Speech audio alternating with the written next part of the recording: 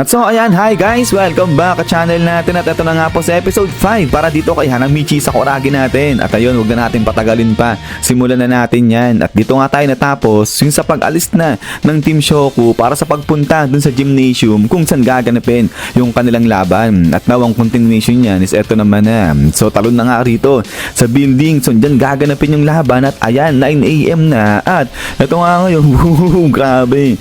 Ang ingay, nagsisigawan na rito.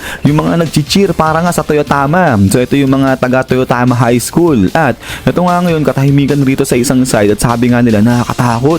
Itong Toyotama mga para kala mo gangster eh. Pero yung sa kabilang banda ay nakaupo na nga rito yung mga tropa naman ni Mitsui. At ito sabi nito nung nakasalamin, teka lang Toku, parang mali tayo ng pwesto. Sabi niyang ganyan at ito nga ang iingay ng mga taga Toyotama. Sabi nga nila tapusin yung mga Shohoku team na yan. Pero yun salita rito itong si Toku sabi na nga dyan nabaliw ba itong nakasalamin natin. Nakalimutan ko kung anong pangalan nito guys. Siguro pa i-comment na sa baba. Sabi nga rito ni Toku na magsisimula na yung laban eh. Hindi na sila pwedeng umalis pa lumipat ng pwesto. At sa isa pa, ano ro ba dahilan kung bakit sila nandito pumunta sa may Hiroshima? At eto nga ngayon pumunta yun dyan. Eto si Toku at eto nagsisigaw na siya. Sabi na nga dyan Shoku. Sabi niya ganyan. So lupit. May flag pa siya rito. At eto nagulat. Etong dalawang kasama niya nga dyan. At after nga niya dito nagulat yung dalawa kasi nga ito tayuan bigla. Ito mga Toyotama at susugurin. Itong sila Toku at then pagkatapos nga niyan is bam, dito natakbuhan dito habulan. Ito yung tropa ni Mitsui at saka ngayon yung mga taga-cheer ng mga sa Toyotama High. Sabi nga nila gusto raw ba na to ng mga bata yung Mitsui ng away. At so pagkatapos niyan ay eto nga habang nagkakaagulo dyan sa may gymnasium ay biglang talon naman dito na sa may locker room o dressing room ng Toyotama High. At ito kinakausap sila ng kanilang coach. Sabi niya nga dyan na mag-ingat daw sila kasi hindi raw basta-basta itong team ng Shoku kasi nahirapan sa kanila eh yung team ng Kainan at meron daw silang tinatagong Ingles. At eto nga ngayon sabi ni Kishimoto na anong Ingles yung sinasabi ng coach na to, magtagalog raw siya o mag-English siya kasi nga raw di sila nakakaintindi ng Italian. At eto nga ngayon salita na itong coach sabi na nga dyan na pasensya na ang ibig sabihin nun potential. So may tinatago raw na potential yung team ng Shoku. Pero ito ngayon biglang napansin niya na ito si Minami seryoso lang at parang tinitignan niya yung stats ng Shoku High at sabi niya nga dyan yung kanilang scorer isang first year high school lang. At ito nga ngayon tinginan na itong kanyang mga kampe. Sabi nga nila dito na nakakabilib para sa hindi kilala na eskwelahan na iaabot nga sila rito. At paano raw ba nila nagawa yan? Siguro dahil daw ba yan sa kanilang mga bagong miyembro. At ito nga sabi nga nila na matangkad din ha. Itong si Rokawa 187 cm. At ito nga sabi ng lalaki ayan si Rokawa. At ito nga ngayon salita si Minami. Sabi niya nga dyan na okay sige yan daw muna yung babantayan niya. Sabi niya ganyan. At ito tingin itong si Kishimoto sabi niya muna. At so ayan ito salita ulit itong kanilang coach. Sabi niya nga dyan na mag-ingat sila kay Akagi kasi isang legendary na player nga raw yung si Akagi. Pero yun ay katahimikan lang dito sa may locker room ng Toyotama. Parang di nila pinapansin eh itong kanilang coach. At ito parang nababahala rito yung coach nga nila. At then pagkatapos nga niya ay biglang talo naman dito na sa locker room na ng Shoku. At eto nagpaplano na itong mga to kung ano yung gagawin nilang estratehiya. At ito nga sabi ni Akagi sige ganito ang plano.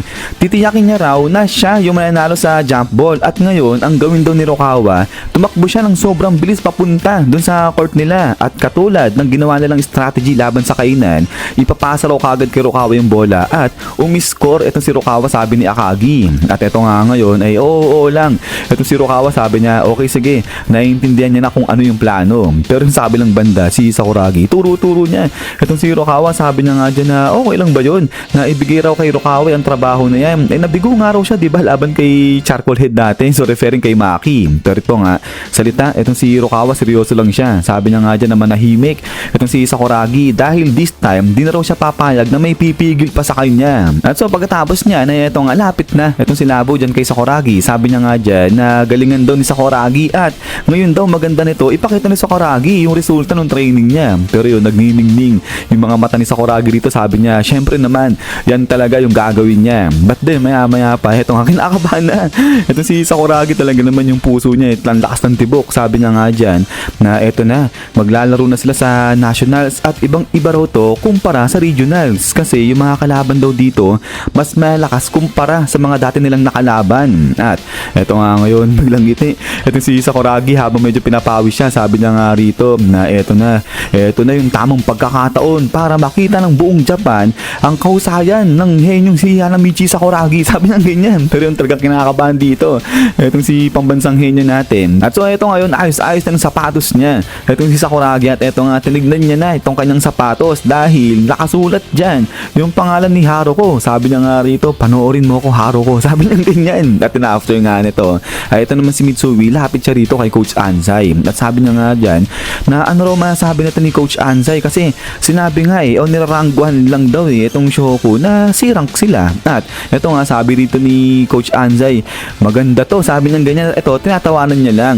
Itong nakalagay nga sa ranking kasi ang baba talaga ng binigay na rango sa Shoku, pinakamababa nga sila dyan. At ito ngayon na, gulat si Mitsui kasi tinawanan lang siya natinikat ni Coach Ansai at sabi magandang araw to. At ito nga ngayon biglang tapik-tapik na ni Coach Ansai itong si Mitsui, sabay sabi niya nga dyan na di pa sinabihan niya na nga itong si Mitsui na wag na masyadong pansinin niya, wag masyadong isipin yan. At marahil maraming araw na iniwala na talagang mahina at hindi mananalo itong team ng Shoku, pero ganun pa man rin maiintindihan daw nila yan balang araw, maalaman nila kung tama ba sila o mali sila. At eto nga pinapakita nga rito yung rango talaga naman sila si itong Shoku High at yung mga ibang kalaban nga nila rito nasa A at yun double A pa itong sa ano. But then eto nga biglang sabi ngayon nito ni Coach Anzai, ipakita raw nila na nagkakamali yung mga tao sa tingin ng Shoku na mahina sila at di sila mananalo. At eto nga ngayon ginanahan etong 5, sabi nga nila dyan oo. At then pagkatapos nga niya